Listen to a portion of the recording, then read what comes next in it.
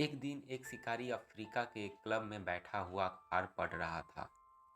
उसका दोस्त घबराया हुआ कमरे में आया और बोला, एक हबशी बहुत दूर से यहाँ आया है और कहता है कि पास के जंगल में एक नर बनमानुस निकला है जो सिर्फ आदमियों को मार रहा है। शिकारी ने उस हबशी को बुलाकर पूछताछ की तो मालूम हुआ कि उबासी जाति के एक आदमी ने उस बनमानुस के जोड़े को मार डाला है। शायद इसी के लिए वो आदमियों को मार रहा है।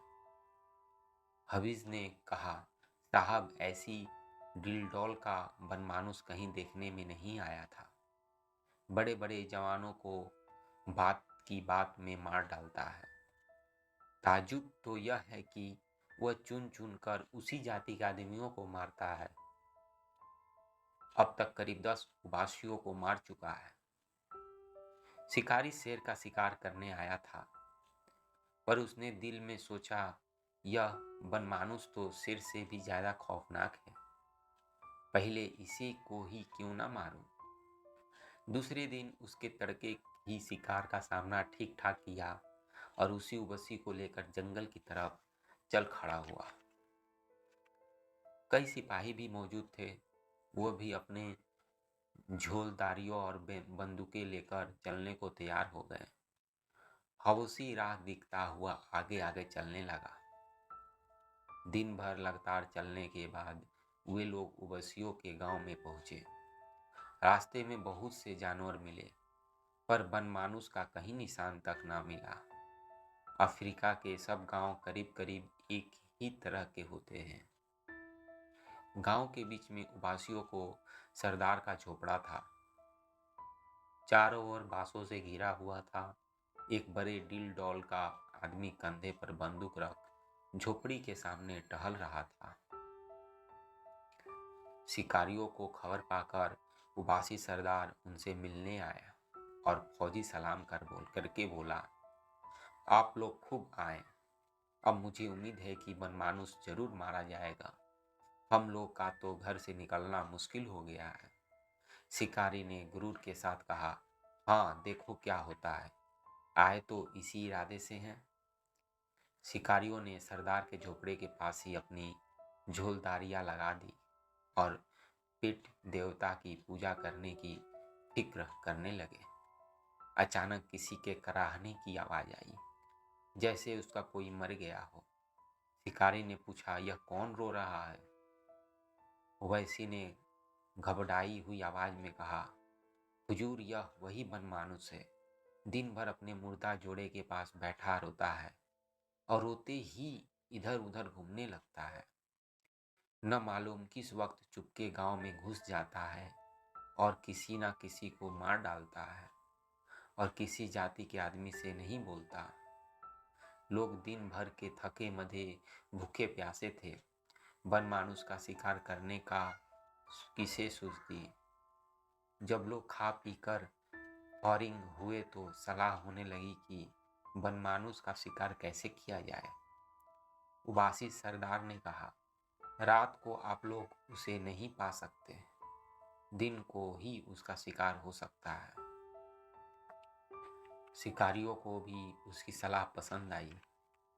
सब अपनी अपनी झोलदारियों में घुस गए और बाहर पहरे का यह बंदोबस्त कर दिया कि 2-2 घंटे के बाद पहरा बदल दिया जाए। शिकारी थका था, जल्दी ही सो गया, लेकिन थोड़ी ही देर सोया था कि उसकी नींद टूट गई और सामने एक परछाई सी खड़ी दिखाई दी। उसकी आंखें आग की तरह जल रही थी। अफसर में फौरन आवाज दी, संतरी, पर कोई जवाब न मिला। न मालूम यह आवाज संतरी के कानों तक पहुंची भी या नहीं। अफसर ने तुरंत बिजली की बत्ती जलाई। उसका कलेजा सन हो गया। सामने 6 फीट का बनमानुस खड़ा था और उसके हाथ में संतरी की बंदूक थी। उसकी नली बिल्कुल टेढ़ी मेढ़ी हो गई थी। वो शिकारी की ओर आंखें जमाए हुआ था, जैसे सोच रहा था हो कि इसे मारूं या छोड़ दूं। उसका डरावना चेहरा देखकर शिकारी की घी बंध गई, मुख से आवाज तक न निकली। अचानक बाहर किसी चीज के गिरने का धमाका हुआ। शायद कोई संतरी अंधेरे में ठोकर खाकर गिर पड़ा था। बनमानुस ने झट बंदूक फेंक दी और उछलकर झोलेदारी से बाहर निकल गया।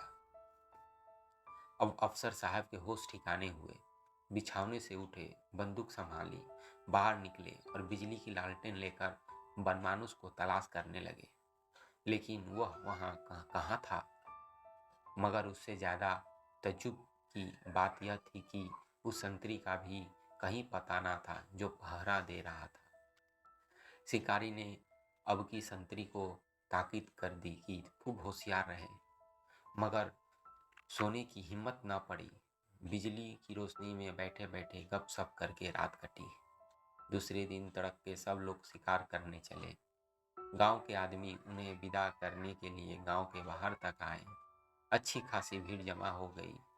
शिकारी लोग झाड़ियों की आड़ में चलने लगे, जिसमें बनमानुस उनकी आहट पाकर कहीं भाग न जाए। ओवैसी को वह जगह मालूम न थी जहां मादा बनमानुस मरी पड़ी थी। उसी के पीछे पीछे लोग चले जा रहे थे। जाते जाते रास्ते में एक जगह बड़ी बदबू आने लगी। ओवैसी सहम कर ठिठक गया और कान लगाकर सुनने लगा। वहीं रोने की आवाज सुनाई दी। शिकारी ने अपने साथियों से कहा, तुम लोग बंदूकें तैयार रखो, मैं आगे आगे चलता हूँ। मगर कभी 200 कदम भी न गया था कि उसे वह बनमानुस नजर आया। मगर वह अकेला न था, उसके जोड़े की लाश भी वहीं पड़ी हुई थी। बनमानुस उस लाश पर झुका हुआ अपने दोनों हाथ से छाती पीट पीट कर रो रहा था। उसके चेहरे से ऐसा मालूम हो रहा था मानो वो अपने जोड़े से कह रहा था कि एक बार फिर उठो, चलो यह देश छोड़ के उस देश में जाकर बसे जहाँ के आदमी इतने निर्दयी, कितनी कठोर नहीं है। जब वह देखता था कि उसके इतना समझाने पर भी मादा ना बोलती है और ना हिलती है, तो वह छाती पीट पीट कर रोने लगता। यह हाल देखकर शिकारी का दिल दर्द से पिघल गया। बंदूक उसके हाथ से गिर पड़ी। शिकारी का जोश ठंडा हो गया।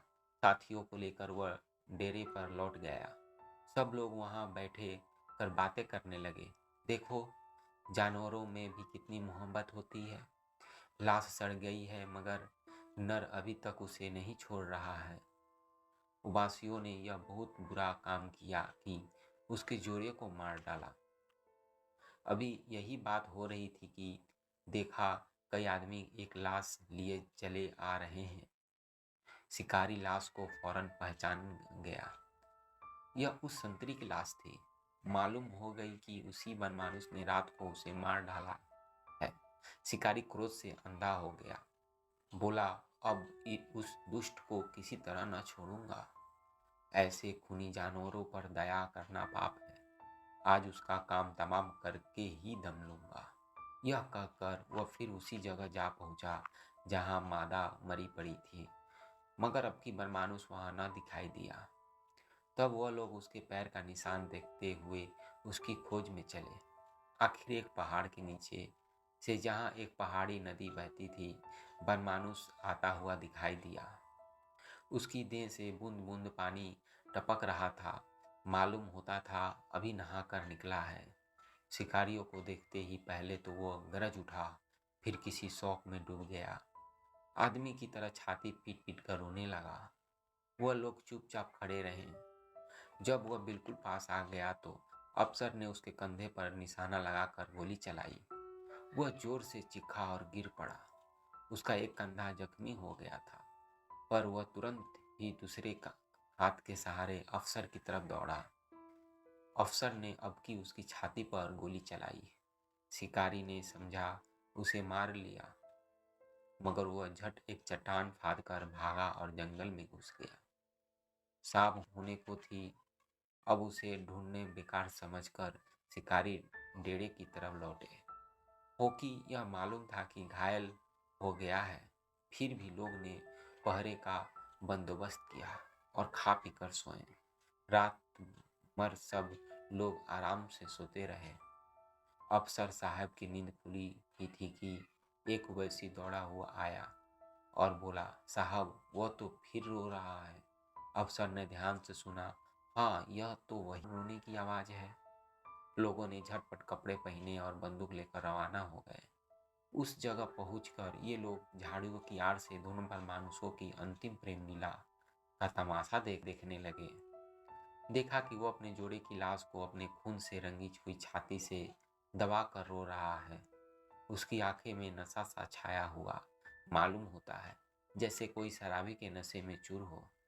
यह दर्दनाक मजरा देखकर शिकारियों की आंखों में आंसू से तर हो गई। यह तो मालूम ही था कि वह अब चोट नहीं कर सकता। शिकारी उसके बिल्कुल पास गया कि अगर हो सके तो उसे जीता पकड़कर मरहम पट्टी की जाए। उसे देखते ही बनमानुस ने बड़ी दर्दनाक आंखों से उसकी ओर देखा, मानो कह रहा था, क्यों देरी करते हो, एक गोली और चला दो कि जल्द इस दुख भरे संसार से विदा हो जाऊं। शिकारी ने ऐसा ही किया। एक गोली से उसका काम तमाम कर दिया। इधर बंदूक की आवाज हुई, उधर बनमानुस चित हो गया। मगर आवाज के साथ ही शिकारी का दिल भी कांप उठा। उसे ऐसा मालूम हुआ, मैंने खून किया है, मैं खूनी हूँ।